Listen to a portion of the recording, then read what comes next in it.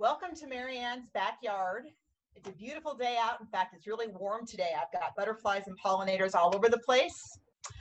Again, my name is Marianne, and I'm the director over at the Coast Keeper Garden. And all of these plants that I'm going to show you today are actually plants that we have at the garden. I have the same plants both places. It's kind of fun to plant the same place in two locations and observe the differences in location. So today we are going to talk about butterflies.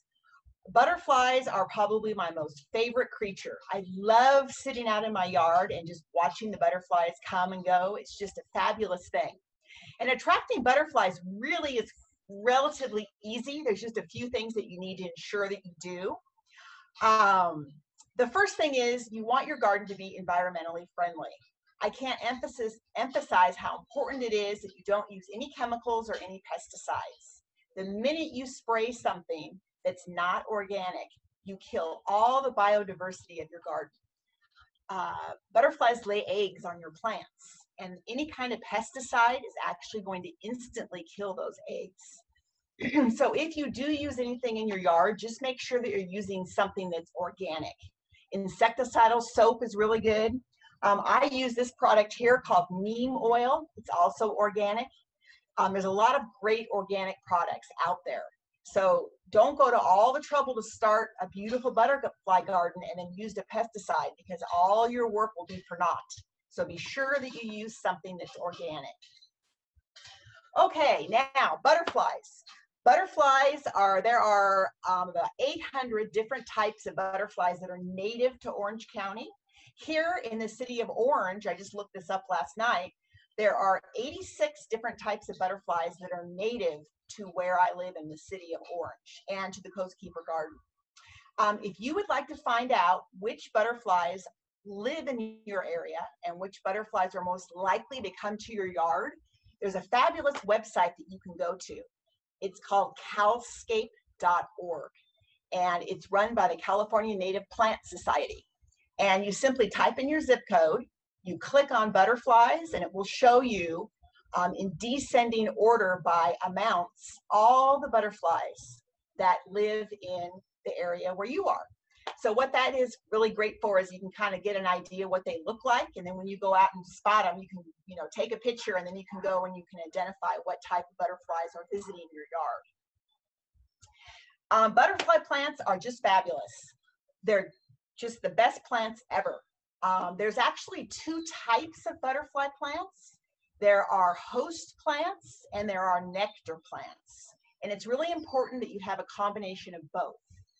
The host plants are the actual plants where the butterflies lay their eggs.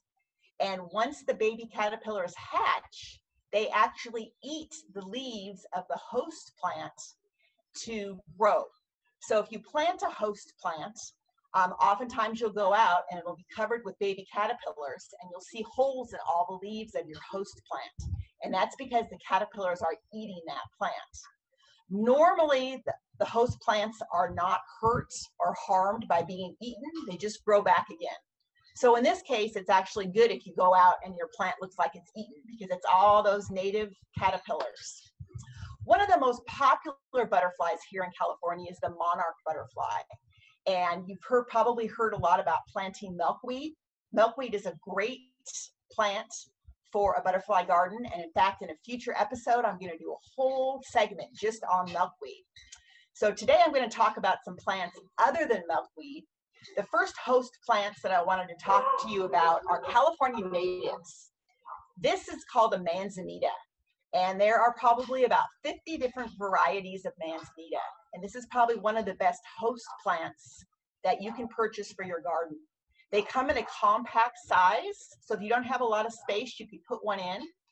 Another really great host plant is this native plant, and this is called lilac verbena. This is actually a host plant and a nectar plant both. And this is a really great native plant. And the other perk to all the plants that I'm showing you today is they're also low water use. So not only can you use less water, but you'll also have plants that attract butterflies. So this is a really great, I have about 6 of these in my yard, and this is just a fabulous plant. Again, it's called lilac verbena. And one thing I want to say is if you see all these beautiful plants, all of these great butterfly plants were supplied to us by our sponsor, which is Native Sons Wholesale Nursery. They have some really great plants. You can pick them up at Armstrong if you happen to be at Armstrong. The other plant that is just a fabulous, fabulous host plant is called Ceanothus. And this is a teeny tiny Ceanothus. You probably can't see, but there are some blooms on this. This will actually get to be about 4 feet wide and about 4 feet tall. And it has a profusion of beautiful purple blooms. And the caterpillars just love this plant as a host plant. One of my favorite butterfly flowers, as you can see here, I have it planted right here in my yard. This is called scabiosa, or another word for it is pincushion flower.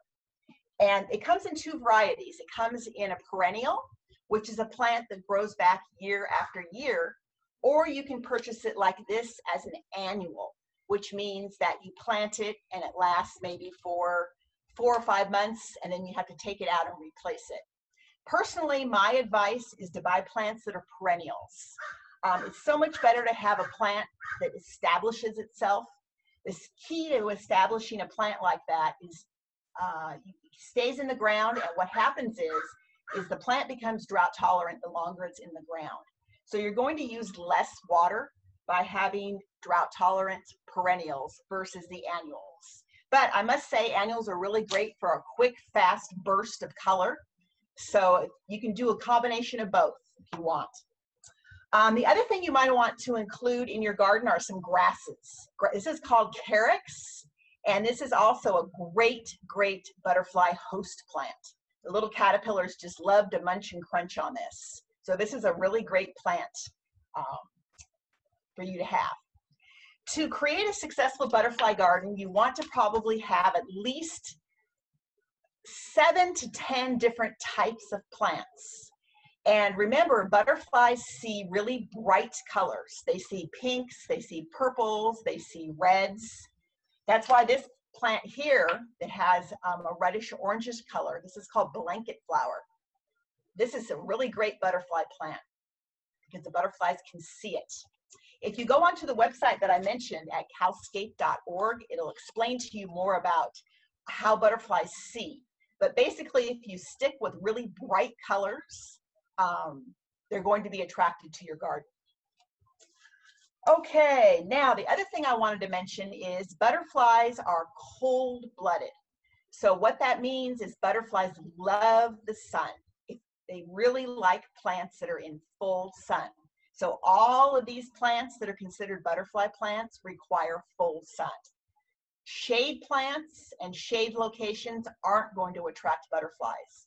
They gravitate towards the sun. One of the things you can do in your yard that's really cool is you can put in some boulders or rocks, and oftentimes the butterflies will land on the rocks or land on the boulders because what they're doing is they're sitting there to warm up their body. So anything that's like a nice warm surface will attract butterflies to your yard. A really fun thing to do is you can get a really shallow saucer. This is just for demonstration. I would probably get one a little bigger. This is just a terracotta saucer that you can get at a home improvement store probably for about $3. And what you'll do is you'll take this saucer and you'll wiggle it down so it's ground level in your soil. And inside of it, you'll put some sand or some soil. And you'll keep that sand and that soil moist. And what the butterflies do is they'll land on that, and you can actually watch them. They will stick out their tongue into the sand or into the mud to drink water. And also, butterflies get a lot of their nutrients from the soil. So they'll stick their tongue into the sand, and they'll get all the minerals and all the vitamins from the sand or from the soil.